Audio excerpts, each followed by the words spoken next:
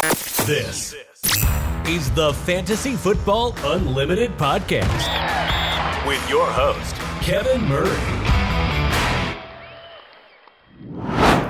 Welcome to the Fantasy Football Unlimited Podcast. On this episode, we have an incredible guest. You certainly know him from Fantasy Cares and the SFB Podathon. He is now the fantasy football historian. It's the one and only Sal Leto. Welcome to the show, my man. Hey, what's up, Kev? Thanks for having me. It's great to be with you. And I'm jealous looking at the intro of all the great people you interviewed with great backgrounds. And I have like a white wall on a couch. So, you know. Hey, the things that can come from that, I mean, you can do some pretty special things. So I'm excited to see everything that comes. Obviously excited to have you on. We plan to get together like earlier in the summer before your summer Scott Fish Bowl live tour. We just couldn't make it work. But this is a great time, obviously, kicking off the season. Thrilled to have you on. And of course, you know, we got to spend a lot of time together last month at the Expo. And now we're obviously going to get into your background, the story of your journey here in the fantasy space. But obviously there's some new details that have come up with the fantasy football historian. Can you tell us what that's all about? Yeah. So fantasy football historian is an idea I actually came up with at least 8 years ago, if not more. And Scott Fish is probably the one person who could vouch for that outside of my former podcast host. I started playing fantasy football in the 90s, right? So over 30 years ago. And if there's one thing I know is that I know the history of these games. And I remember being there. And, you know, I never quite had the time and I never quite had the ability to make my content, but I had all the ideas. And then thought about it. There was a handful of people this summer on those tours and in those cities that I went to that really gave me the push and the conversations helped me go, you know what, I'm going to do it. I really want to do it. So I'm excited to bring that content. I love it. Now we're going to get more into that in a bit. Obviously, we'll start with your background, just your passion for sports. We'll rewind a couple years back. When did it all begin for you? Your love for sports and who were your favorite teams and players growing up across the whole sports spectrum? Yeah, I love all sports, and I played all sports growing up. I was the youngest of three boys. I mean, I have a sister. She's the oldest of all of us. But the three boys, you know, we'd bang around a lot, mostly me and my oldest brother. So he's 4 years older than me. So I was into sports coming out of the womb, right? Because I was his tackle dummy. I was the one he would beat up on. He was always bigger than me growing up. And if you see us next to each other now, I'm bigger than him, which is fun for me all these years later. But I don't remember not loving sports, right? So in my life, I've always loved sports. And for me, generally following with what my older brother did. So Yankees was, you know, probably my first and earliest, you know, late 70s. I was born in 1974. So late 70s, they won 2 World Series. I don't know that I have a whole lot of memories of those. I do kind of remember them playing in a World Series in 81, but losing. And so, you know, loved the Yankees. Ricky Henderson was my favorite, probably my first favorite Yankee in the 80s. We all loved Don Mattingly if you're a Yankee fan, right? But football, people ask me all the time, how were you born and raised in New York and become a Raiders fan? And I've always been a Raiders fan. And that goes back to my brother's first youth football team was the Raiders, the ICYP Raiders. And so he became a fan, and I kind of was on the fringe. And my earliest NFL memory is the 84 Super Bowl, the Raiders against the Washington then Redskins, and Marcus Allen. Marcus Allen was my first favorite NFL player. Just a beautiful run, like 191 yards rushing in that game, and one of the more memorable, you know, stop turns and up the middle runs. And then you see it almost all the time in highlights. And I've been a fan ever since. So I don't believe in jumping ship when times get tough, and they've been tough for decades. Now I was a Raiders fan. So, and I played a ton of hockey, grew up in hockey. You grew up on Long Island. They were winning Stanley Cups in the early 80s. So Mike Bossy was my favorite NHL hockey player of the Islanders at that time. And, you know, basketball, I don't have an allegiance to a New York team. I'm a Jordan era Bulls fan. I love Michael Jordan, probably my favorite athlete across any sport, any era, just the mentality and who and what he was. You know, that's my sports history. Hey, I mean, MJ, I mean, you can't beat that. And I love when you bring up that Marcus Allen run, because I mean, it's one of the most beautiful runs in NFL history, obviously Super Bowl history, playoff history. Incredible stuff. You mentioned Don Mattingly. Like, that was my first favorite baseball player. It didn't last too long, but that's kind of the first days of baseball that I remember. It was Mattingly for sure. I was a lefty. He was a lefty. Like, let's go. My brother's favorite player was Wade Boggs. So we had a little rivalry. Both kids from Seattle, but for some reason, Seattle Mariners baseball was not too special in the mid 80s. So we gravitated what was hot on TV for sure. So when it comes to sports, though, what was the biggest loss, as a sports fan you've ever experienced? Yeah, so you just brought it up, right? The Seattle Mariners. And so it had been so long since the Yankees had been in the playoffs and won a World Series and all that stuff. And sure enough, in 95,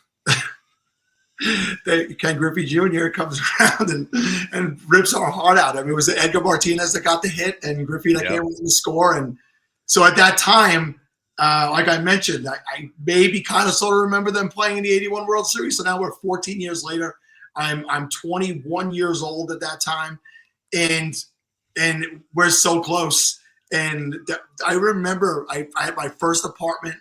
I remember sitting there watching as that happened, and that had to be the toughest one I can remember watching. And I say that, remember the Yankees lost 4 straight to the Red Sox. The Red Sox, but we had already won some World Series at that time. So that is tough. And I like to consider myself an evolved sports fan.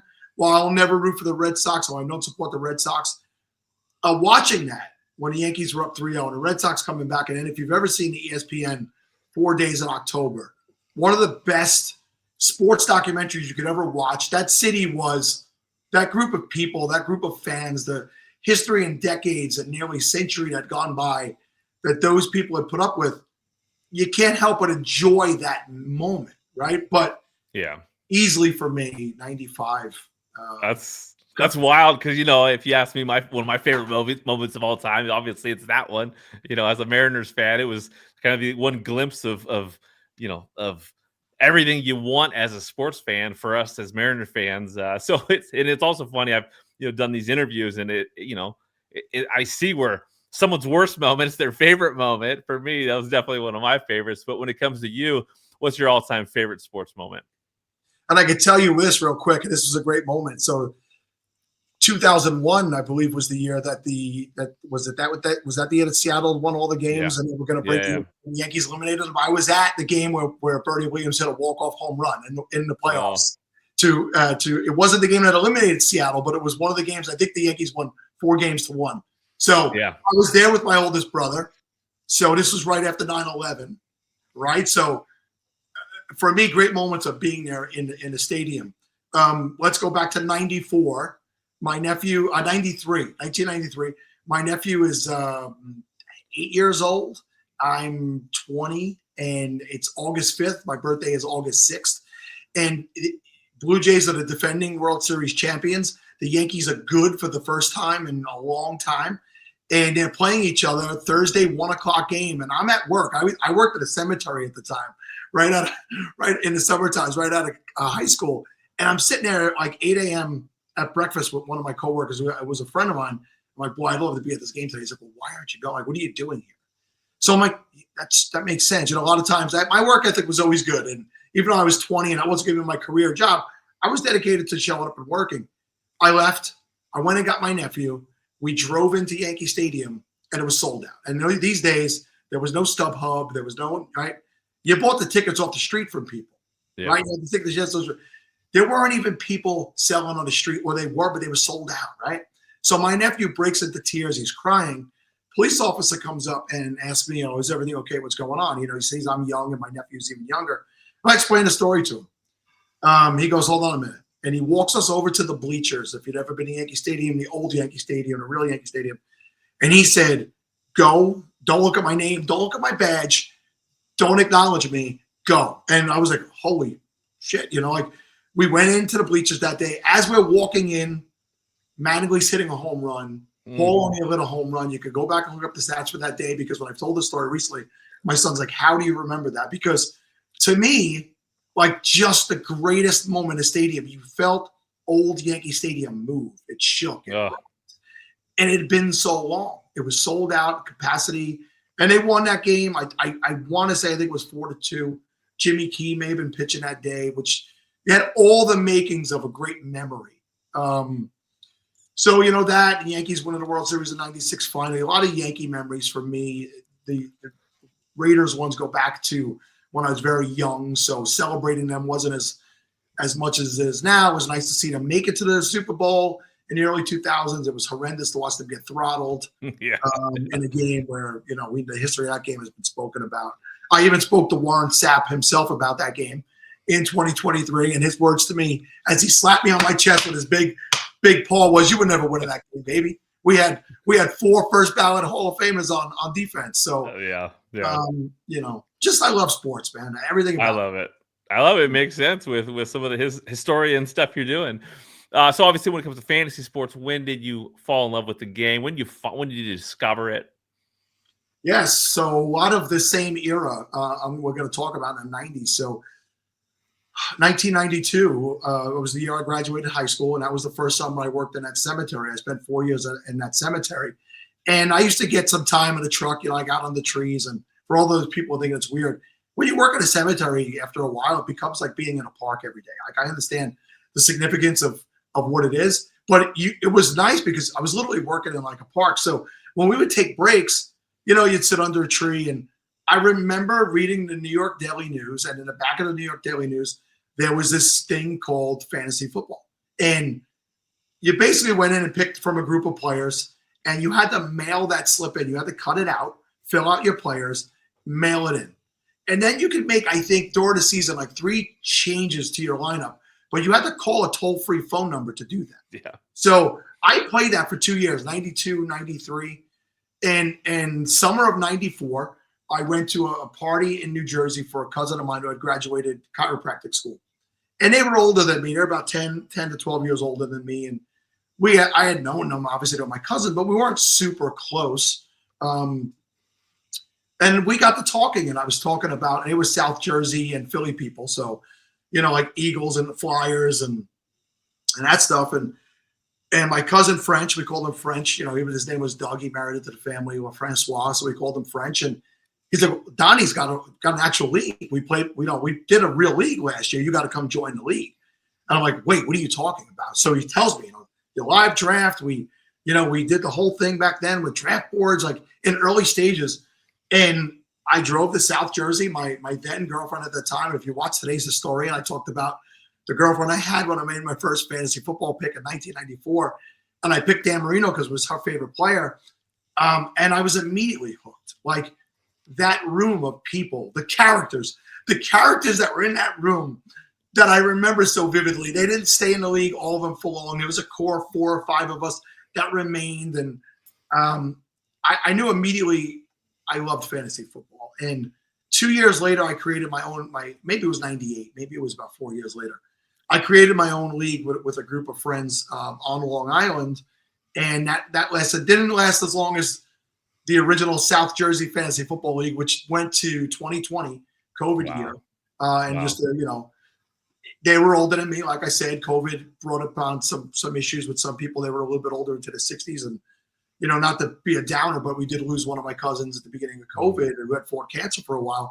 And that was Doug's wife, my cousin Janet, who was the backbone of draft day. She was the backbone of the food and preparing and doing. And it wasn't the same, and it was never going to be the same. So we never played that league again after 2020. But I will tell you this: pen and paper league that never changed pen and paper. It never one day went online, and we always used the New York Daily News as our scoring. So it wasn't for many years till I went and played some online fantasy football, and the rest is history after that. And meeting you and people in this industry and the many leagues, the insane leagues that John Bosch has gotten me into.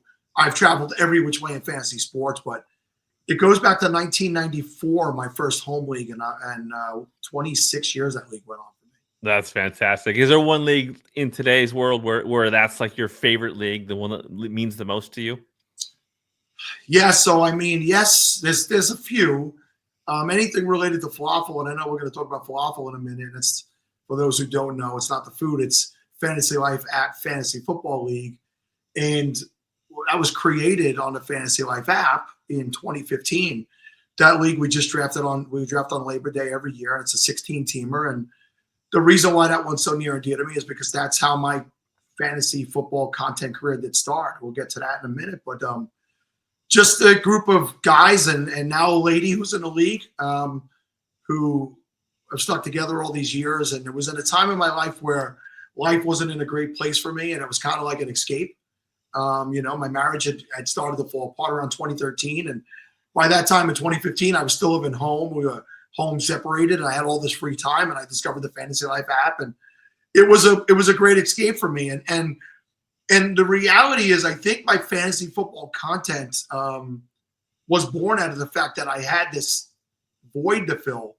Now that something that had been in my life for 25 years was going away, from the time I had started to date my ex-wife to engaged to married. And by the way, that was the girlfriend who made me pick Dan Marino and is the mother of my 3 children. So the FLAFFL League, it will always be very important to me. I'm in a Long Island.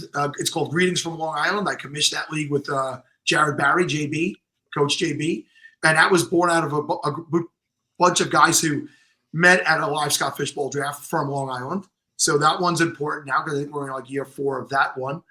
And my best friend in the world, he's been in the league for like 20 years, and somebody dropped out 6 years ago, and he invited me, and that's the live in-person at the house home draft that I do now. I just did that one on Labor Day also. I had 2 on Labor Day.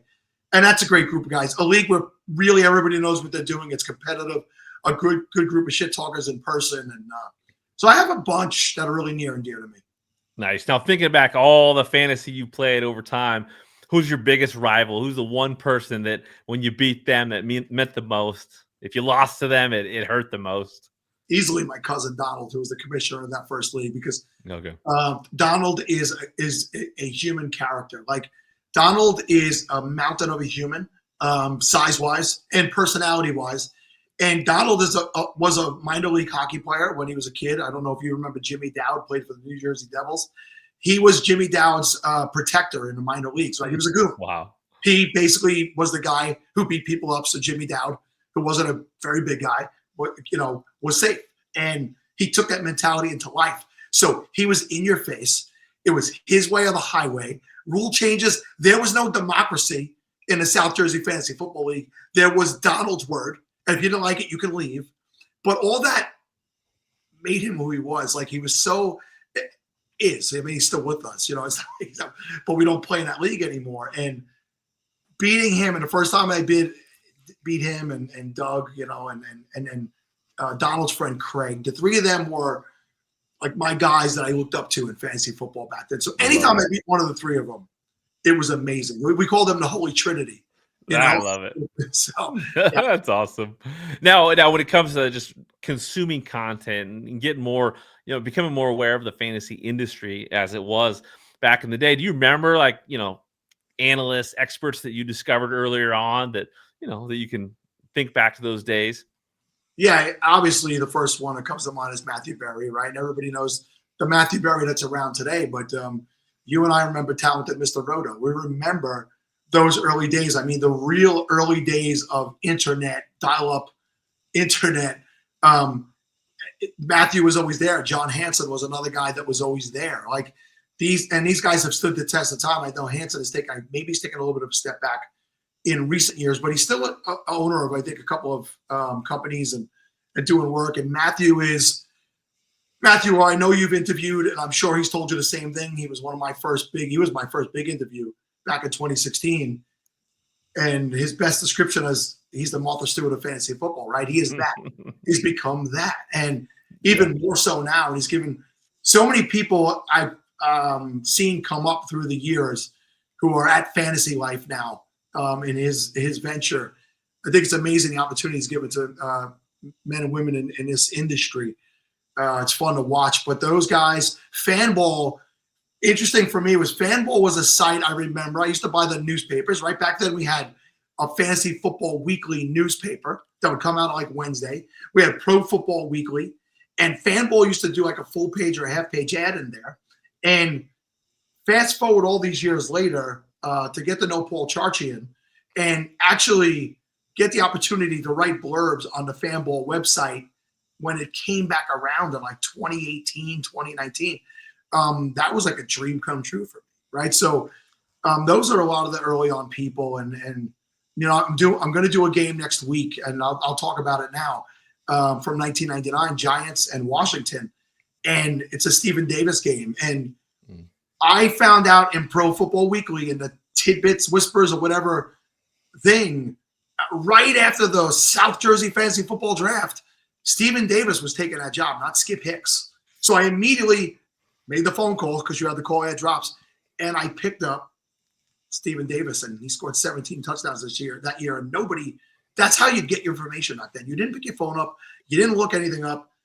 You had to dig through newspaper. Yeah, do the work back then for sure. Now, I would say that we talk about some of the the old school people in this space and pioneers, obviously, game changing, trailblazers for sure. And we've seen a lot of people come into the industry, especially the last few years. And I think a lot of people are going to think of you today as the Podathon and just huge community ambassador for the sport, but they might not even know, or for the game, they might not even know about FLAFFL House. Let's talk about that, getting into content creation, the origin of FLAFFL House, and where that went for you. Yeah, I think about that sometimes. I'm like, these kids don't know. These kids don't know about that back in the day, right? So, yeah, we touched on how I ended up on the Fantasy Life app, and it was just at a beta stage at that time. And Steve Marcus, who became one of my co-hosts on the FLAFFL House podcast, he had posted a post on the main page, and he was looking for 16 people who were really good at fantasy football, knew how to play, and we're going to create this 16-team league. And we did that, and none of us knew each other. It was 16 men who didn't have any prior. We lived all around the country. 2 guys were in the Navy or outside of the country, and we had a group chat on the Fantasy Life app. And the Fantasy Life app is now Bleacher Nation something. I don't think it exists how it is. But back then, it was so amazing. It really was so good. But anyway, we had this group chat, which we thought was a league chat, and we would start to get to know each other, and we'd be in there every day talking. And one morning, we were going back and forth, and we were ribbing each other. Right away, you could see it was a good group that could take the ribbing and got along. And somebody who was not in the league goes, "Hey, I don't know who you guys are, but I've been following along all morning, and you've been entertaining me. Whatever you're doing, keep it up." We're like, wait a second, this is open to random people. So I'm going to give you a quick long and short of the next 365 days. That chat organically grew to 15,000 people. Wow. 15,000 people. The app creators who helped create that with Matthew Berry, Mark and Charlie, told us over 365 days, we averaged a message a minute the entire year. That's how busy it was around the clock. And as we started getting busier in 2015, we created people wanted to do they wanted to be in the FLAFFL League because it was the biggest league on the app. So we created the tier system, right? We created like a European or an English Premier League football. We had the 16 team, the 14 team, and the 12 team. So FLAFFL Junior, FLAFFL Embryo, and we saw some attention. So this company, Prize Picks, reached out to us. Prize Picks had just won the Los Angeles Dodgers contest for small business tech, whatever it was. Prize Pick reached out. They wanted to interview us about the league. So they interviewed us about the league, and we said, 5 of us, me, Steve, Kevin, Brandon, and Ryan said, "Hey, do you guys have anybody writing content for your site?" So they're like, "No." Did I say Prize Picks? It was Side Prize. Side Prize. They're Prize Picks now. That's my point. They were Side Prize at the beginning. Now they're Prize Picks. So they're like, "No." We said, "We'll write for you for free." So for the first year in 2015, we would write one article a day. There was 5 of us. So Monday through Friday, one of us would do an article. I think I did based on Matthew Berry's, love, hate. I did Sink or Swim was my original article. And we started to write for them. And right after the season ended, Steve and Kevin were like, why don't we do a podcast? So 2016, nobody's doing podcasts, Kevin. Right? There's the football guys who are like brand new. There's, the fantasy football rather. Fantasy footballers who are like brand new. There's football guys. There's the 01. What the hell was Matthew Berry's? The 016? 06010. Yeah. And there's very few. There's like very few people doing. So we decide we're going to do one, right? And we're terrible. We're absolutely terrible. But we're doing our reps. We're getting our reps in, and Matthew, I think it was episode 5 or 6, agreed to come on. Matthew from the start was like, I love what you guys do for the app. Thank you. So gracious. He popped into the FLAFFL chat on Christmas Day. People went like insane. And we started podcasting. We started getting our reps in, and we started to really hit our stride in 2017. And Mike Wright came on, Liz Loza came on, Scott Fish came on, Matt Harmon. People were in the beginnings of their careers as well, but they were so gracious to come on with us. And Draft, you remember Draft app, which ended up selling to FanDuel? Yeah. They reached out to us and they want to sponsor the show. We're like, yeah, all right, great, affiliation sponsorships. Like, no, tell us the number and we'll pay you per episode.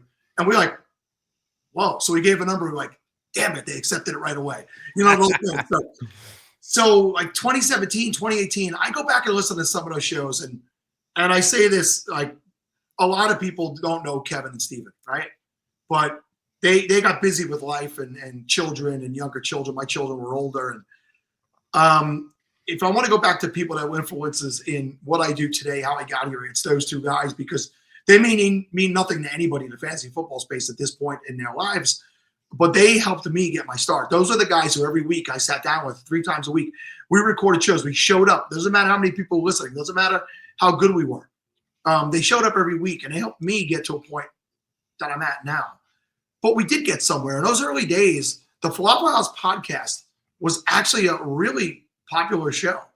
I go back and listen to how good we had gotten by year 2 and 3, the reps and the repetitions that we got. And I miss those days. Like, I miss those guys. I miss those days. I understand life happens and I had to move on. But they helped me grow the Podathon. You know, the Podathon was my idea. I brought it to them, and we grew from there. And we could spill over to that in a minute. But that's how I really started in fantasy football content. I had a void in my life, free time. My kids were like teenagers now and really social and doing their own thing. I was like, oh, the old man's got nothing to do.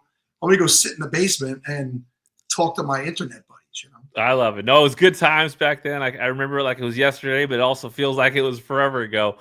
Obviously, you said that kind of tied into the SFB Podathon. Well, yeah, what was it that inspired the SFB Podathon? And talk about that. Talk about the evolution of the Podathon, and obviously, you know, got a lot of help along the way in recent years.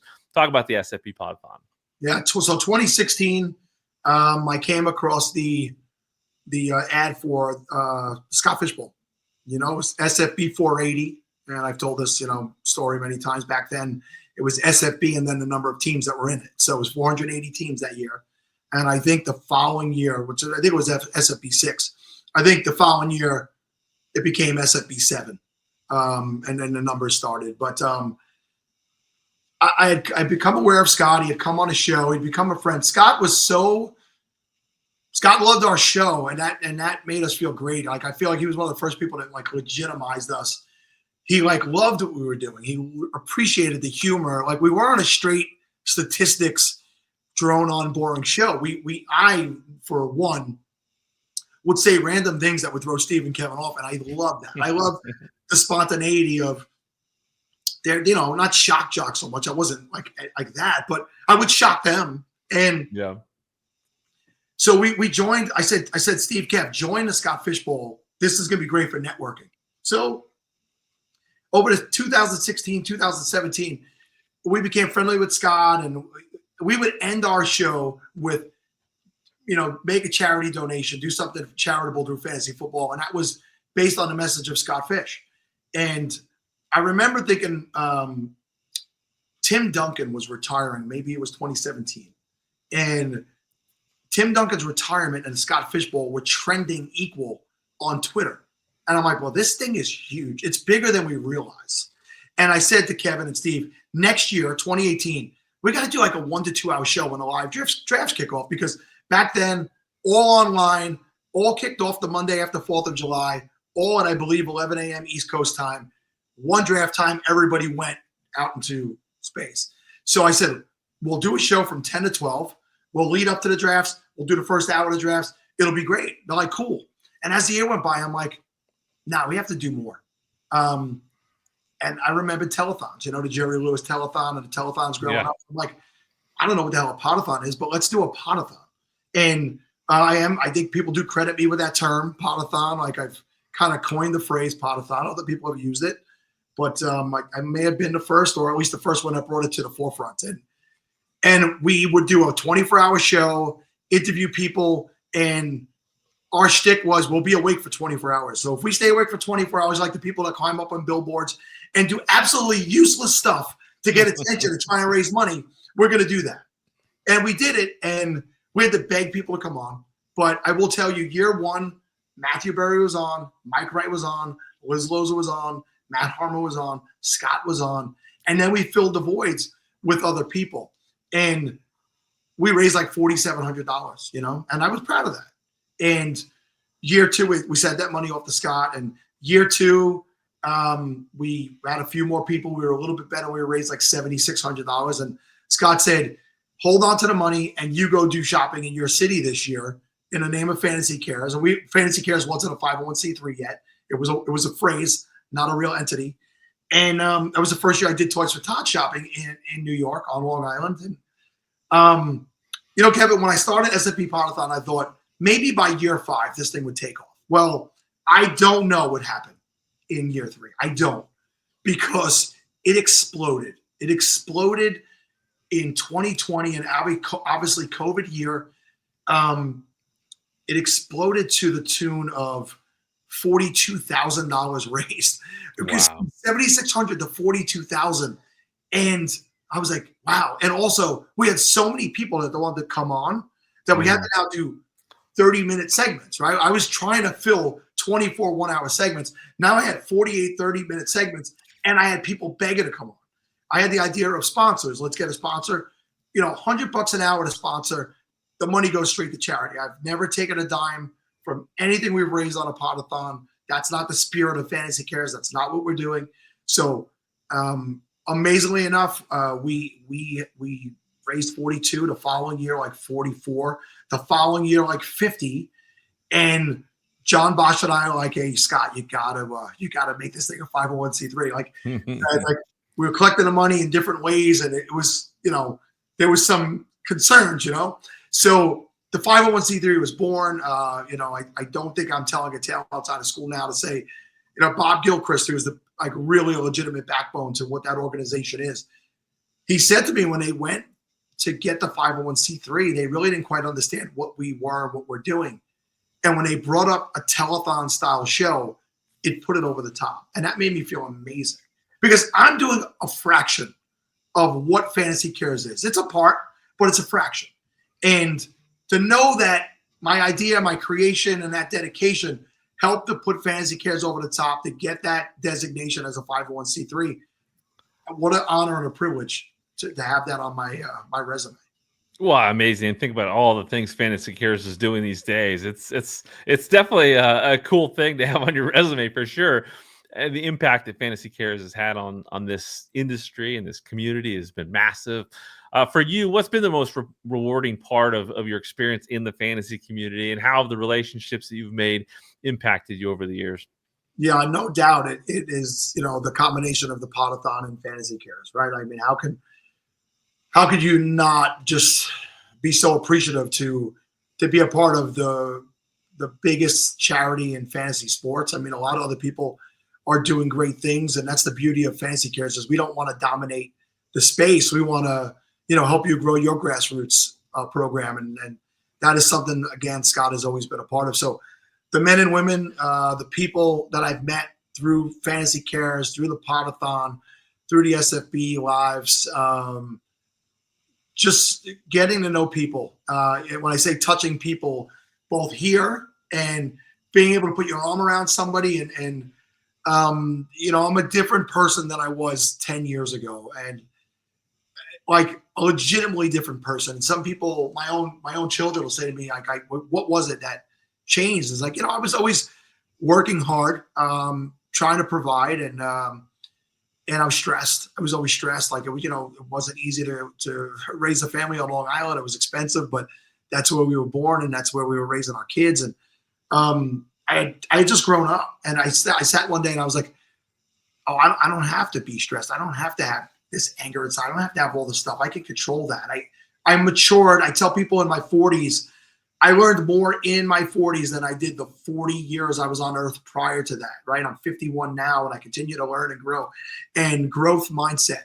So fantasy football, the fantasy community helped me. I mean, that's a huge part of my character development as a human being.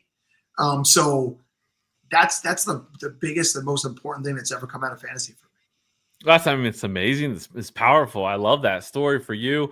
Obviously, you mentioned SFB live events, getting out there, touching grass, meeting people. You've had the Sal Leto World Tour the last couple of years, hitting a lot of different SFB events. Talk about the SFB lives. Obviously, each city's different. You probably had some unique experiences and moments from your tours. I have had some really unique and wonderful moments on my tours. So, one thing I didn't do a lot in life and in my 40s was travel. And when I was working so hard and the kids, and we were providing, we did trips with the kids, and those were amazing. And I look back when I was like, you know what, I have this time now. My children are 20, 24, and 25. So like they're doing their thing. So I was on the Podathon, and it was coming to an end, and we were talking about Cincinnati Live, which was a few days later. And John Bosch, I had cracked open a beer to celebrate the end of the Podathon, and the moment was there. I'm like, you know what? I booked the flight in the last hour of the Podathon in 2024, and the day after 4th of July, on that Friday, 5th of July, I flew to Cincinnati. And the minute I got there, the welcome mat was rolled out by John. John is a great human being. He's a sweaty nightmare, but he's a great person. And if you guys don't know, I have broken John's chops for 10 plus years. It's a joy of mine. I love the man. His heart is as big as his giant head. But anyway, as soon as I met people in Cincinnati, and what a group of people in Cincinnati, people, content creators, fans, people, an amazing group. I was in love with the idea of going to cities and meeting people. I'm like, I have to do the midnight when I have to do this more. And so I knew I was going to go to the gala, right? They were going to do the gala in Boston last year. It was the first time. And so I booked my trip to do that. Of course, I always do the New York Live every year. So I had gotten to those, and I had for years wanted to go to the expo. So I hadn't gone. So the expo is usually a month out after the Podathon, and there's all this wonderful feeling after it. And I had never make it there to see the people and meet the people who want to buy me a drink and thank me for all the stuff. So 2024, I traveled to those 3 locations, and it was amazing. And I was like, you know what, I got to do more in 2025. And I took on this role of doing like live auctioning of prizes and stuff in the locations when and if it's needed and wanted. I was like, oh, let me start going to cities I haven't been to. So I've been to Vegas a handful of times, but I wanted to do the Vegas SFB. I had never been to Circa. And so first one this year was Vegas Circa, and man, is that a different animal from everything else. And I've talked to some people about this, and I've talked to Bob, and I talked to Scott, and it's a thing we're kind of kicking around, and that's doing like SFB the weekend. A standalone weekend in Vegas, a week before the rest of the draft start, not competing with anything else in the country, like mid-June, like June 13th, 14th, and just having Friday, Saturday, Sunday activities, and around the idea of, the Scott Fishbowl and the camaraderie of the whole thing. Because, I mean, I got some friends that I had met before there, including Laquan and Sam Holt, and, I've had drinks with them in LA, but to see them again in that atmosphere and to get to spend time with Liz Loza. Liz is one of the first people I interviewed. So I know Liz through the interview scene like 10 years, but what a great, fun human. If you never spent time with Liz Loza, she is a ball of energy, a little ball of energy, but so fun. And Liz is one of those people, who asked me, what do you want to do? Do you want to be a content creator? And she got that idea going in my head. And that was the first person on the tour this summer that was like, maybe now is the time, like maybe so. Joey Wright, I had met at the expo last year, but I got to spend maybe 3 different cities worth of time with Joey, and what another like just ball of goodness Joey Wright is. So getting to spend time and getting to know him this year was great. And as I went to these cities, Steve Johnson, so I went to Chicago. That's where not not the gala so much, but that same mentality was there. 9 drafts at the same time in an old Italian restaurant. What a scene! Like, to your point about each city being different. So I did that, and I did New York again, and I did Philadelphia. I jumped on a train to Philadelphia, and again, a smaller venue and a brewery. But when I walked in, some of the people like, I didn't know you were coming. This is great. So like, people are making me feel like I matter. Like that's amazing. Wanted to take pictures with me. I signed my first autograph at Nice. the Philadelphia SFB, and I was like, really? You want me to stop? It's an honor, but you're doing the worldwide book tour yourself now, so you're signing books and you're doing that stuff, and you were the commissioner of the year, so I'm sure you've done that, but that was the first time for me. That's and awesome. It was cool, so that the experience and the people is, again, I'll go back to that every time. I love it. Well, you do matter, Sal, and you bring up some great people. Yeah, Joey's phenomenal. What an amazing person. Liz is incredible. Such a cool thing. And I remember the end of that Podathon when all that happened. Okay, I'm gonna go to Cincinnati. You're gonna host me? I remember all that. That was great. It was great. And yeah, you brought your stardom to the Fantasy Football Expo, which has been so much fun the last couple of years. Love, hanging out with you at the expo. Yeah. It's been great. Obviously, through this experience, through these years in this space, you've seen a lot of different angles of it. What advice do you have for people that want to get more involved in the community, get involved in content creation? Be authentic, right? I think I think why falafel became popular back then and successful was we were 3 guys who loved talking fantasy football. We didn't put on fake voices like, this is my dumb accent, right? This is what I sound like. But I'm not going to come out and give you one of these because I just don't like that, right? Yeah. We were just real. We had a Boston guy, we had a New York guy, we had a California guy. So the dynamic was great. And I've always remained true to myself. So I think be authentic, find a niche, right? Part of the reason I kind of got out of podcasting was I got a little bit busy as I took on my full-time, I work as a hospital administrator in my full-time real job. Yeah. And as that part of my career expanded, I just didn't have as much time. Right. Yeah. And smart thing is go where the money is. And the money was there. So I did that. And so I find something somebody's not doing and don't give up on it too quickly. The Historian is an idea I had for 8 years, and I just started producing content Monday, right? So find your spot, find your honey hole, find your people. This community is welcoming. This community wants to see others succeed. Find your group of people to support you. Find your Kevin and Steve that are going to be late at night, you're in your garage, and who knows what room. Kevin used to podcast from his bathtub. Like this stuff that we did, but find your voice, find your people, and don't be affected by change. Be yourself. I love it. And with this Fantasy Football Historian thing, I mean, I absolutely love it. It's something that, I love the nostalgia of sports. I love reminiscing on old memories, especially in fantasy. I love being reminded of a Stephen Davis, right? Or a Ben Coates. Like, you bringing up names. And I'm so excited every day. I want to see what you come up with.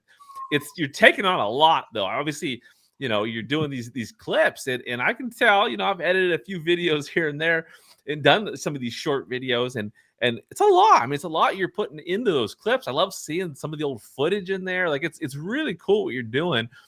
Talk about your plans with this new brand and the process that you're going through to create this content. Yeah, and as you can hear in the background, I live across the street from the hospital I work at. So you hear fire trucks and ambulances. Welcome to New York, everybody. It's nonstop. But obviously, I'm not super technological. I'm actually really good with a phone and that technology, but I'm not computer savvy. I didn't grow up on computers.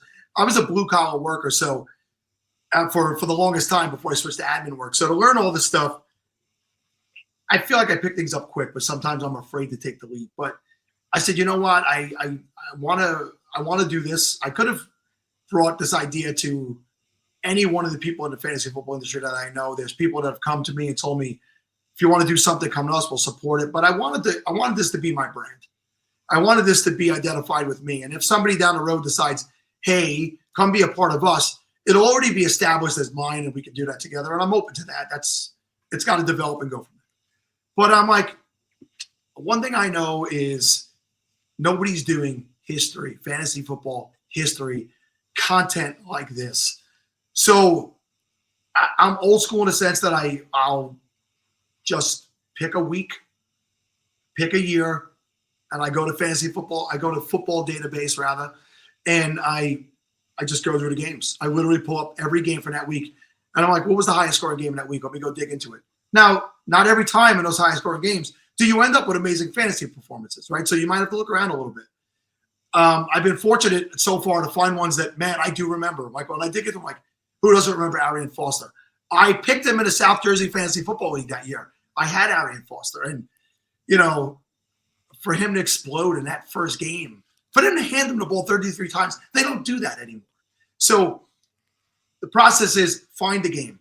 Look at the statistics. Go watch the film. If you can't just do it off statistics. You got to go back and watch the film. You got to look for the outside stories because there's stories in these games, right? I could go back to tomorrow is Eagles. I don't know when this gets released, but we're recording the day before the NFL kickoff, and it's the Eagles-Cowboys opening night. Well, Thursday's game is going to be the last time the Eagles and Cowboys played each other on opening day, which, believe it or not, was 25 years ago, 2000, the end of the Cowboy dynasty. And, if I tell a story of that game where, hey, Troy Aikman's stats were 0 for 5 with a pick 6, but I don't tell you that he left the game with a concussion, you don't realize that was the end of his career. Like, he struggled through 2000, but didn't play anymore after that. Like, you can't tell the story with statistics. You got to tell the story with the events and what happened to him. And by the way, they signed Joey Galloway to replace Michael Irvin, who just retired, and he tore his ACL in the first game they played. You have to put that in there. And the story is called the Pickle Juice game because if you don't know, it was 130 degrees in Dallas that day, and their trainer put Philadelphia's guys on pickle juice as a way to recover it. So all those stories all that's involved in a story. And I don't mind telling it here because by the time we release this, I'll have released that. So I want to find the stories. I want to tell the stories. I don't want to tell stats. I don't want to tell statistics. I want to tell history. I want to bring you there. I want to feel the vibe. And so find a game, find the stats, watch the film, find the stories, write the script. I got to write the script. I got to make sure that the statistics are accurate. And then I polish it up. Then I got to record it. Yeah. I slap the script into a teleprompter. I put that on my iPad. How old am I? On my iPad, and it's got to be one take, Kevin, right? So you're not editing those together. It's got to be one take for it to have that authentic drive. Yeah. So my son told me at some point I should release the outtakes because I curse, I punch. I love it. But Saturday is going to be my recording day. All week I write the scripts. Saturday I record. Saturday I edit, and then I start releasing on Monday. And I was on the Draftathon. I don't know if you're on that Draftathon with Big Draft Energy last week. And I was on with Greg Kellogg. He said, "Are you going to do video?" And I was like, Greg, I'm doing this by myself, and it's already a lot. It's a lot of my time. And I'm like, he's right. Like the video and the still pictures, and so I dug back into the apps and how do I do this? And I think I've produced pretty good content. I had somebody reach out to me and say, "Who's producing your content?" I told them I do all this, and they're like, "Well, what you're putting out there looks really good." Like, yeah, it looks good. So I think it'll get better. Same thing as when I first podcasted, repetitions. Sure. And I've asked people for advice. I reached out to people in the industry who could give me advice. I reached out to people in my life who don't like football. Would this engage you if you came across something? And they did. And I happen to have the luxury of a 24-year-old son and all of his 20-something-year-old friends who love it. And they're like, "Oh, my God, I love this." And, you know me, I do the drinking winks. One of his friends sent him a screenshot. He said to me before. It said, "What's the drinking wink guy doing on my For You page on TikTok?" So I tested it with people of different backgrounds, of different ages, and in different industries. and I haven't gotten a bad vibe back from anybody. So, yeah, no, it's fantastic. I mean, the passion you have, the excitement you have, the presentation looks great. I'm again, like I said, I'm just thrilled because like I said, I love the nostalgia. I love these moments. There's so many things you can do, but you're doing it such a unique way where you have multiple layers and you're doing some personal anecdotes in there. But again, hitting with another layer. I think it's done. And then you mentioned a couple other players. Like, I love all of that. I think it's just obviously it's going to evolve over time and it might change here or there. But it's a phenomenal start. And again, I think it's something that is so catchy and people will look forward to. It's evergreen. People that love fantasy football, they're gonna want their memories jogged with this kind of stuff. And you can go back a year, 2 years, 20 years, 30 years. Like, there's just so much out there, but it takes a lot to create it. And hats off to you for putting this together. But I really think it's something that once it gets going, I think that, I mean, you are the fantasy football historian. It's going to be fun too, also at these live events. I mean, people are going to want to tell stories and talk about these games and everything. Yes. So love every part of it. It's so cool. Yeah. And the idea, Kev, is to, as you know, when the off season comes and we, we're not in weekly content, is to do off season podcast, roundtable podcast, right? So analysts from different eras, people say era, I say era, I don't know. Getting together and hammering out who's the best. Was it LaDainian Tomlinson, or was it Priest Holmes, or is it Todd Gurley for his flip on the screen? Like, there's these guys, and the running backs are the most interesting because when you go back and look at it, it's like, oh my God, they had this amazing 3 years, and then they're gone, right? Yeah. Or Quentin Griffin, day one, right? You love that reference. He had an amazing week, and he was gone after that. Like, those are the stories you got to tell. Like the one hit wonders, the touchdown vultures, the MB3s, the Barbarian, like Marion Barber. So many guys I know in this head of mine, like this big bald head of mine, and I want to tell the stories about all of them. I've had so much fun creating it, right?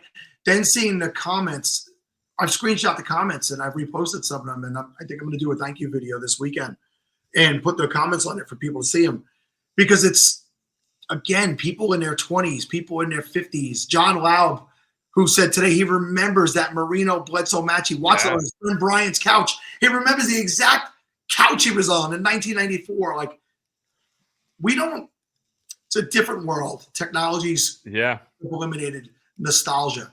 But nostalgia is something we can never let go of, because we don't get to where we are without the history and the development of things. And I think there's a place in the market for it right now, and I'm happy to be the one tapping into it. Yeah, no, there's a huge market for it. I think the more these videos are getting seen, the more you're going to have just comment after comment of people getting fired up about it. So I think it's brilliant. I'm so excited to see what comes of it. Let's dive into a few rapid fire questions before we wrap things up here. I'll just dive in. I'll throw out a question. Let me know what first comes to mind. Get to know you a little bit more here. So what are your favorite hobbies and activities outside of sports? I've got very much into working out. I've had a love-hate relationship with working out my entire life, but I've always played sports. So the running and playing the sports have always kept me in pretty good shape.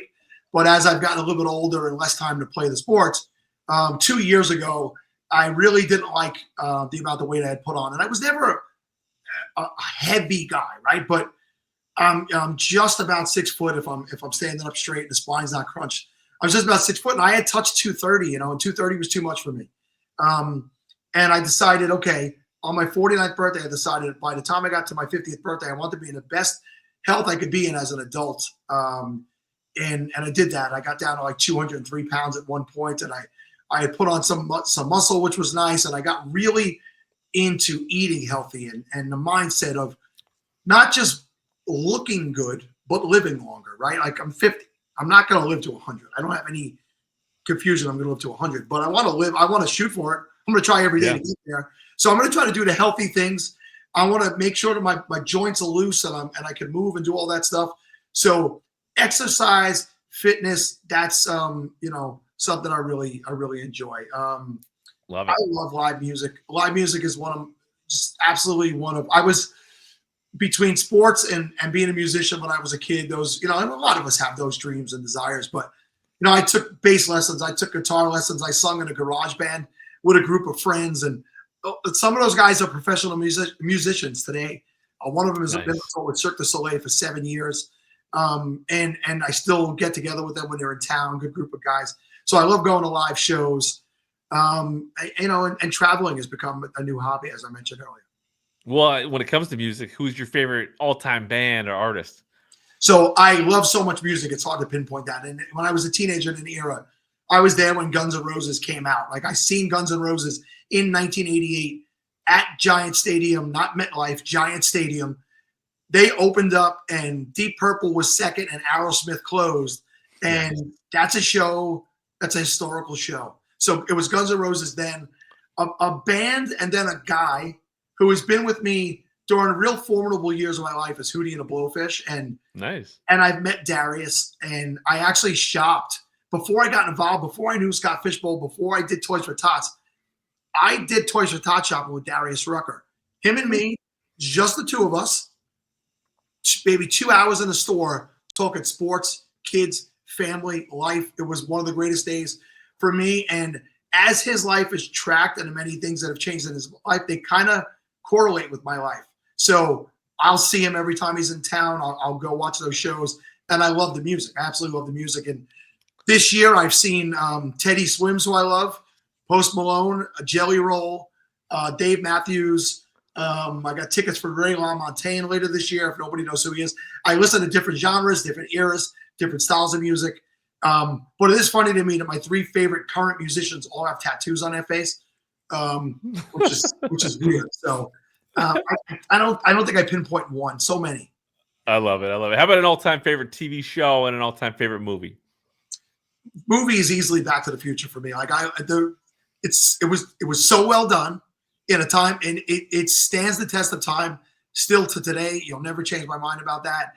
If it's on, I watch it. If I come across it, I watch it. If it's 2 minutes left or 2 hours left, I finish it. I did go see it on Broadway with my daughter when it was here for the short period of time that it was on Broadway. Loved Back to the Future. And A Few Good Men is another one of my good favorite movies. Love sitcoms. I've always been a bigger fan of sitcoms than anything else. And of course, we all love Seinfeld. One show that I relate to because it's about New York life also is King of Queens. And that was one my ex-wife and I would watch a lot. So nice. I still watch it. I probably fall asleep to that more than any other show still till today. Nice. Now, how about growing up in New York? What's the best part of living and New York, growing up in New York? Yeah, I think the diversity and access to different things, right? Like I grew up on Long Island, and people tend to think, all right, well, Long Island is kind of like high end and all that stuff. Well, not all of Long Island is high end, right? Every pocket of everywhere. We were a lower middle class family. I didn't come from the North Shore, and if you're watching this in New York, the North Shore is kind of the higher end, right? And I was a South Shore kid in a town called Copiague, and even till today, people will tell you Copiague. Not the worst town on Long Island, but definitely in the bottom percentage. But what was great for me is I grew up in a mixed community. I grew up in a culturally diverse community, and I was exposed to so many things as a young man that I loved what it made me, who I grew. And I don't have a prejudice bone in my body about anything in life. And if you're going to live and breathe and exist in New York, and you're going to have those things in your life, you're not going to live and breathe and exist, right? This is the melting pot of the country for sure, and where people come from historically to make it in this world, and I hope that it gets back to where it once was. And it's slowly coming back after COVID, but just the access to things, you could get anything you need and want in New York 24 hours. And I don't know any different. This is where I come from. When I go and visit these other cities, they're amazing. And each city has that. There are these fabric of America cities, and they're amazing. But for me, my fabric is New York. What's the best pizza spot in New York City? It's too many to pick from. Where I live right now in Brooklyn, and I do live in Brooklyn now the last 3 years, two subway stops away is Crispy Pizza. And they have a great social media presence. If you go on there and just look them up, they They're great. They don't make a bad pie. Where I grew up, there was a place called Albert's. I used to ride my bike there when I was a single-digit age. And when I'm in town, I still go. It's still there. It tastes the same. It's fantastic. That's awesome. Now, how about you mentioned travel? How about your all-time favorite vacation and a bucket list travel destination?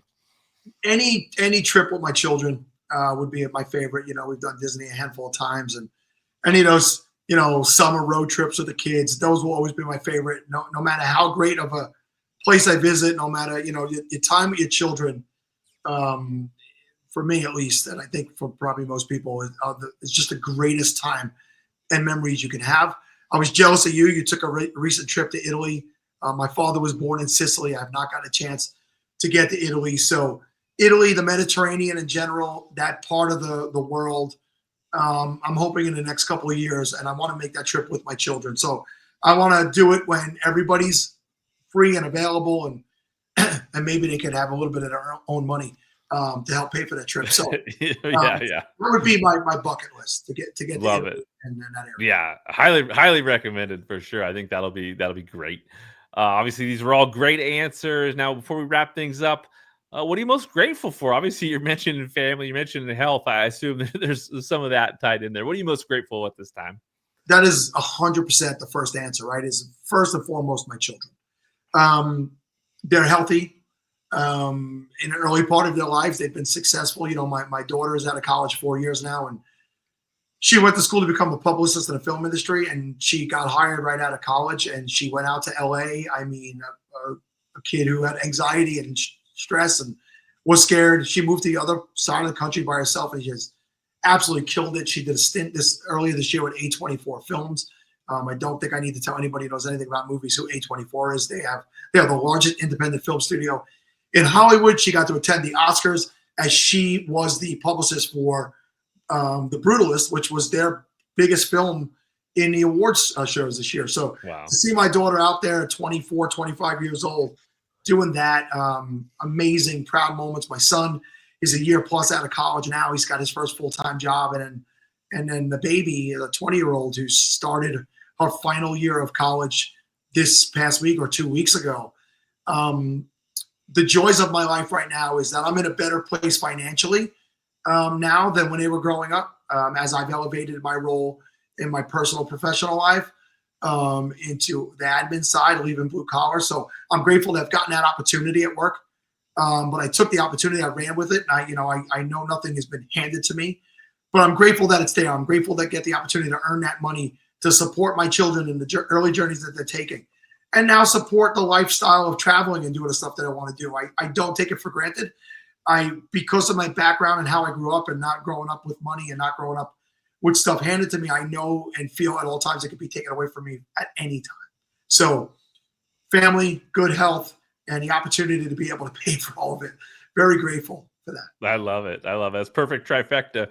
Now, is there anything we didn't cover before we close things out here? No, I mean, man, did we touch on everything? Aside from just be a good person, live and let live. We're not going to agree with everybody. I had a long conversation with my oldest daughter yesterday, and we live in a really different time in a tough country and a tough world right now. Whatever your beliefs are, I'm not here to judge anybody. I don't talk politics. I have my beliefs, and I don't try to force them down anybody's throat. But I think that if you just accept everybody for who they are, you treat everybody equal, and you know that everybody's going through something, be good to them. Because I'm not a very religious person, but I do believe that what you put out in the world, you get back. I believe in karma. I believe in giving off good energy and getting that good energy back. So, that's like my parting message, is just be a good human. Yeah, beautiful message. I love it. Now, can you tell the listeners where they can find you? Yeah, so I mean, first and foremost, it's at Sal Leto FF. That's the original page. That's me. But the Fantasy Football Historian is on every platform: TikTok, Instagram, Blue Sky, Threads, and X, Twitter, as we still call it. And it's the FF Historian on every one of those, not the Fantasy Football Historian. It's the FF Historian. Every platform the same. Check it out. I'm very proud of what I'm doing. I'm grateful for the response. And for the fact that I think it's a great idea, I hope it really does continue to grow and become really big. And, check it out, please. Nice. I love it. Well, thank you so much for joining me, Sal. Loved having you on here. It was an absolute pleasure. Best of luck with the Fantasy Football Historian. It's going to be fun. Can't wait to see everything that happens with that. Thank you, Kev. You're a great guy in the industry, and I always appreciate you. Thank you. Thank you, my man. Thank you for listening to the Fantasy Football Unlimited podcast. Until next time, be sure to follow and subscribe to all of FFU's social media accounts for daily content.